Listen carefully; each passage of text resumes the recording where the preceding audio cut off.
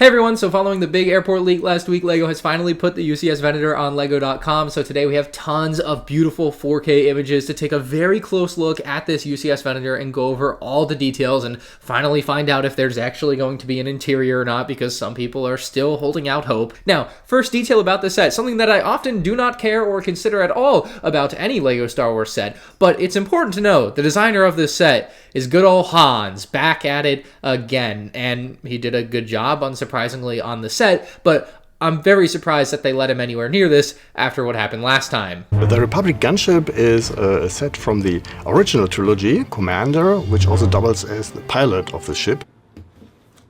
I'm eagerly awaiting the release of the new designer video. It shouldn't be as bad as the gunship one was. I would assume they learned their lesson because it was one of the biggest PR nightmares they could have for LEGO Star Wars. There were a lot of upset people with what happened, but I expect things to go a little more smoothly this time, assuming they release a designer video for it. I mean, who knows? Anyway, for some reason you didn't know, this is going to be $650 with 5,374 pieces, and it is a behemoth, coming in at 42 inches long, which is just as long as the Imperial Star Destroyer from 2019. In a StarWars.com interview, Hans did say one of the goals from the get-go was to make this set as long as that Star Destroyer, so it's kind of interesting that that was the idea from the beginning, and obviously it shows because they matched up perfectly. Now to these very high-quality images of the Venator. It, of course, looks gorgeous, as it did when it was in much less high quality, and the first thing that really stands out to a lot of people is that red bridge. A lot of people anticipated it would be gray, including myself, and I do think that is the preferred look for a Venator still for me. I do think the Revenge of the Sith or Clone Wars versions of the Venator where it has the gray bridge,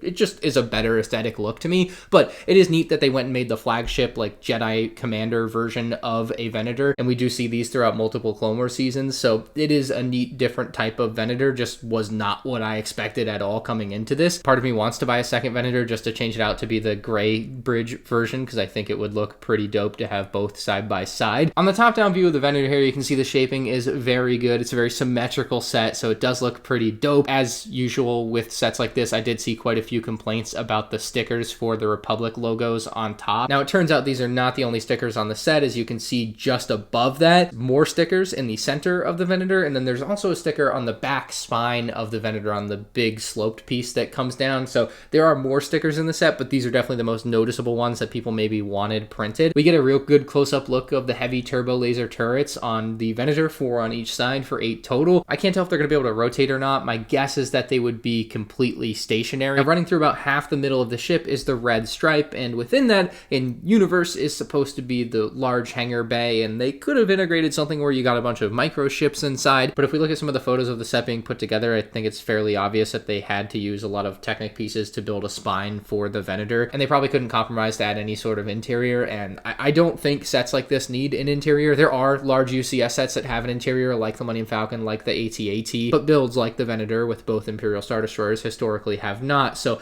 I didn't come in with an expectation that this would have any sort of functional interior space, whether that be in a micro scale or for minifigures. And so, of course, it is the case in this set that the hangar doesn't open up in any way. So if that was something you were continuing to hold out hope for, I can absolutely put that to bed here in this video. Now, when it comes to the bridge and surrounding area, the blue striping in there is nice. The red on the top looks good for what it's supposed to be based on, and the overall shaping of it seems pretty good. Now, I noted that the engines looked fantastic when we had the blurry pictures, and they look even better in full quality here with the blue thrust on the back. They used some old power miners pieces, I think, from like the drills to create a very fantastic mechanical look to the back end of this Venator. I think the shaping and design of it is just off the charts. However, I do think there might be an illusion going on here, because in the actual model video that LEGO put out of the Venator, it does appear that the engines on the back do sag quite a bit, which is to be anticipated. I mean, it's just freestanding weight on the back end of a ship. You'll see my full judgment on that in the in-hand review, because then we'll know for sure what it's really like, but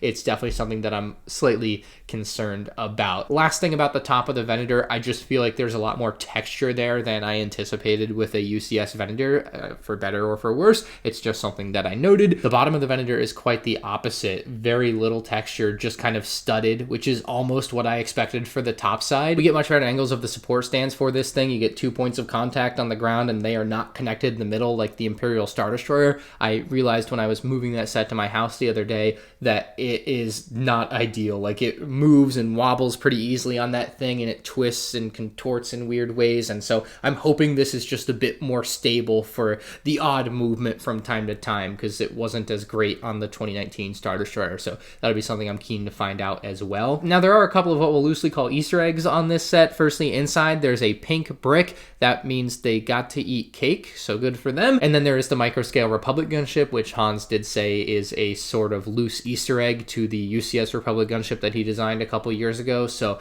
I guess that's kind of a neat Easter egg, although it's also just like an authentic detail to the Venator. Anyway, we can see the minifigs and information plaque in very close detail. Admiral Yularen looks very good to me with dual molded legs, and Captain Rex doesn't look good to me. The information plaque is the one with the dimple in the middle, and if we call back to the UCS X-Wing earlier this year, LEGO tried to falsely advertise it to us and Photoshop the dimple out of the middle of the very nicely printed display plaque so that it would look better than it actually does. And in this case, as far as I can tell, combing through all of the imagery that LEGO has put out there, they didn't try that stunt again, which is very good. They learned their lesson. They also learned their lesson on how to properly show the poorly placed antenna on the clone troopers, as they also did not falsely render the Captain Rex antenna. So while the product physically here hasn't gotten any better, at least they're advertising it properly from all the images that we're taking a look at today. Like, that's a good thing, but, you know, there's another level to get to for quality, which is what really matters. Now, the Venator releases October 1st exclusively at LEGO, and you have to be a LEGO VIP member or Insider member if you want to get it on October 1st. Otherwise, you have to wait till my favorite holiday, October 4th, to pick one up. Having seen all these official images and just short of having it, like, physically in front of me, I'm pretty sure this one was worth the wait. It looks phenomenal, and it does celebrate the 20th anniversary of the Clone Wars. That's kind of the last thing I do want to touch on here. It's on the box, it's on the brick in the set, and a lot of people comment and say that